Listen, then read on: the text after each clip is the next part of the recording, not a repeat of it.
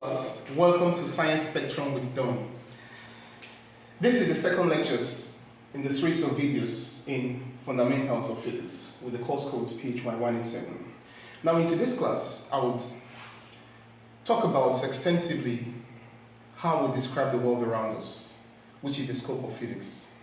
And of course, we describe things based on their properties. A property is a unique characteristic that allows us identify and distinguish matter from another matter. Alright, and these properties, we could assign unit values to a few of them. And any property of matter that you could assign unit values to or you could measure, we call them physical quantities. And this we use in describing the world around us. So in today's class, we'll talk about the physical quantities. Physical quantities. And physical quantities have two aspects. The first is the fundamental physical quantities, or at times we use the word base physical quantities. And of course these are just 7 in number. And then we have the derived physical quantities. And of course the derived physical quantities are two or more fundamental quantities. You either multiply or divide by each other. Alright, let's get started. A physical quantity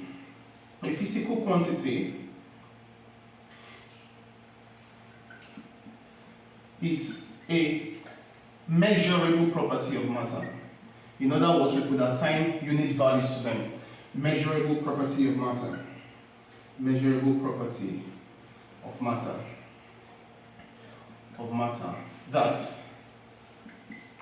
describes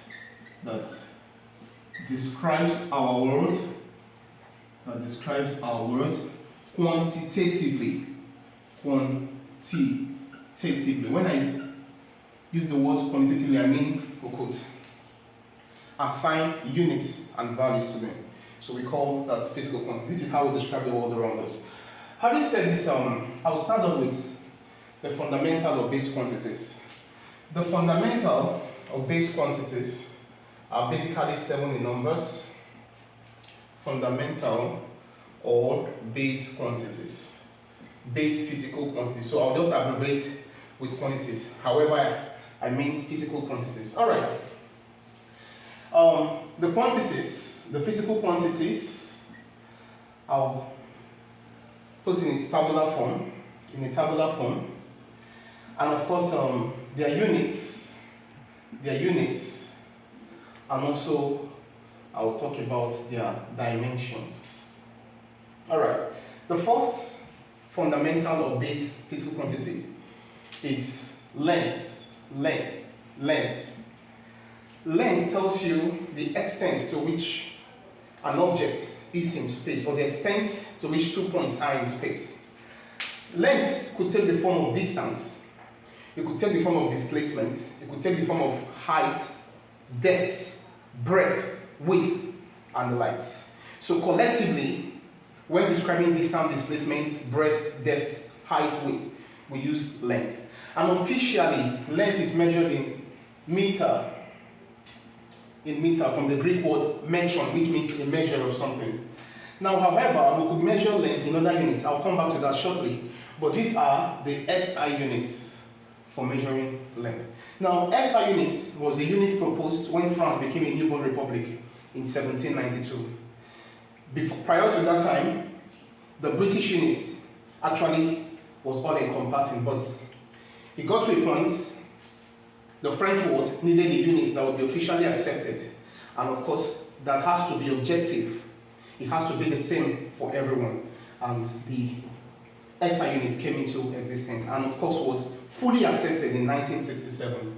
Now the dimension for length is this. When you see this in physics, it means dimension for length. Now, it may interest you to know that we could also measure length in other units. You could measure length in centimeter, you could measure length in miles, in kilometers. Even astronomers, I may need to indicate that, even astronomers use light years. I may come back to that shortly. Okay? I need to indicate that. Very, very important. All right.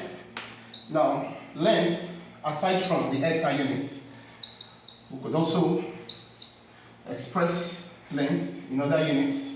For example, length, we could measure length in inches, foot, pounds, miles, and co. So what I'll do is I'll give you a pair of equivalent statements that relates the SI units to the English units, which is still being used in the United States of America to date. All right, 1 inch, an inch is an English unit. An inch is simply the distance of the width of your thumb. And of course, you could tell it could vary from person to person. So an inch, its pair of equivalent statements is 2.54 centimeter. The word centi is a prefix. It just tells you centi is a power of 10, a negative power of 10. However, the unit for length still remains meter officially. Now we could measure length in miles. A mile, 1 mile is 1609 meters. These are equivalent pairs of statements. Now we could measure length in foot. These are British units or English units. 1 foot would give us 1 foot would give us 12 inches. 12 inch a foot. Then in a yard, you buy wrappers in yards. Your curtains are being sold to you in the yard. So a yard, you will get 3 foot from there. And even astronomers in the industry, they use light years. So a light year is the mean distance light travels in 1 year. Even they also use what we call the astronomical units, which is the distance from the Earth to the Sun. Aside from that, they could also use parsec.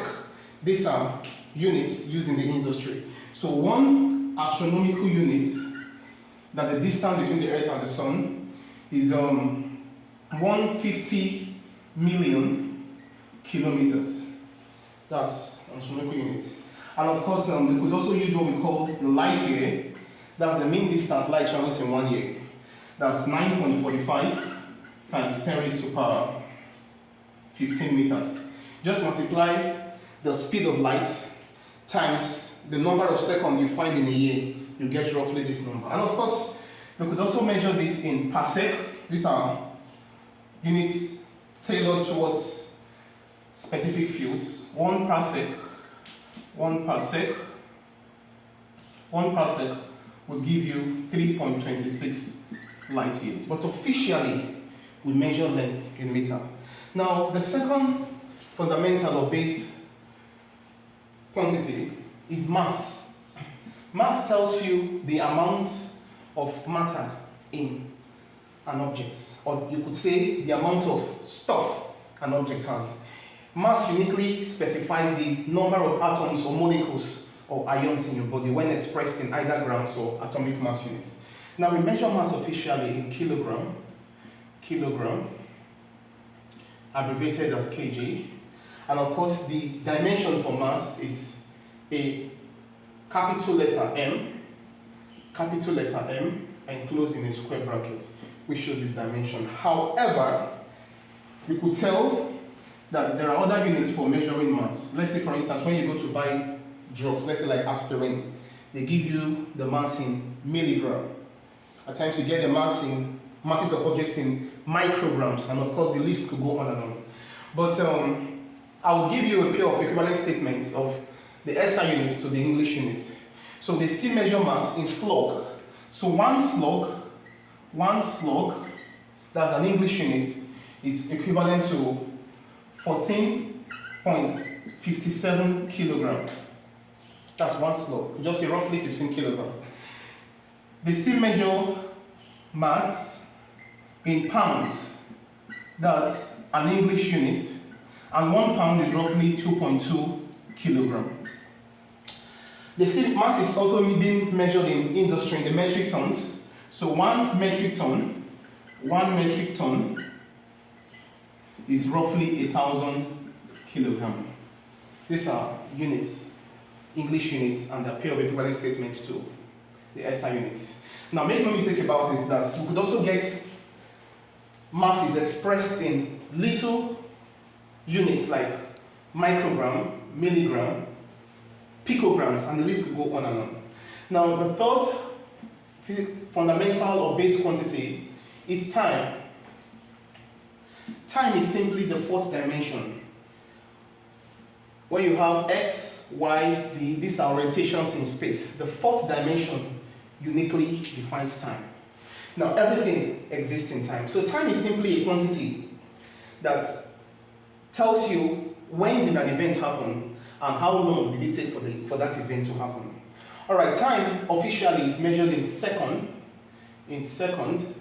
and we abbreviate this with a small s or SEC, sec. Now the dimension for time is a capital letter T in a square bracket, but you could tell that we could also measure time in minutes, in hours, in days, weeks, months. We could measure time in decades. That's 10 years, it's a decade. We could measure time in century, the 100 years is a century. We could measure time in millennium, that's 1,000 years. And of course, even in the industry, they still measure time in stick. That's 10 to the power minus 8 seconds. That's one stick. All right, and the fourth dimension, that's the fourth quantity, is temperature. Temperature is simply a quantity that indicates if a body has heat or not. Just like something that indicates if there's light or not. That's the same with temperature. It tells you if there is heat in a substance or not. Now, temperature officially is measured in Kelvin, and of course you could pluralize Kelvin, but you can't use degree Kelvin, so this is Kelvin. And of course the dimension for temperature, we use the symbol theta, or at times they use a K. So I prefer to use theta for temperature, that's its dimension. Now, there are other units for measuring temperature. We could measure temperature in Celsius, degree Celsius, degree Fahrenheit. We could also measure temperature in industry with the Rankine. Now the fifth one is electric current. Take for instance, when you touch an electric eel, a fish, you get zapped or shot.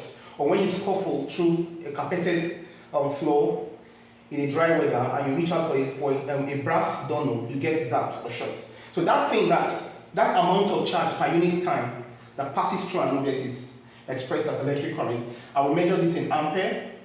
Ampere abbreviated with an A or amp. And of course, the dimension for electric current is a capital letter I. And of course, we have the sixth one, amount of substance, that uniquely defines Avogadro's number. Avogadro's number. It tells you the number of entities. A unique magic number, which is 6.022 times 10 to the power 23 entities. The entities here could mean atoms, molecules, or ions. Just like you have 12 dozens, 12 units in a dozen, 550 units in a ring, 144 units in a gross. So when you see this magic number of either an atom, molecules, or ions you find in any object, this is exactly 1 mole. And we measure this, this is a mole, the unit is mole, and we abbreviate this with MOL. And of course, the dimension for mole is MOL in a square bracket. Then the last but not the least, it tells you about the brilliance of light. That's luminous intensity. Luminous intensity. That's the relative brilliance of light. Luminous intensity. You could have dim light. You could have bright light. And we measure this. It's measured in candela. Candela abbreviated with a CD.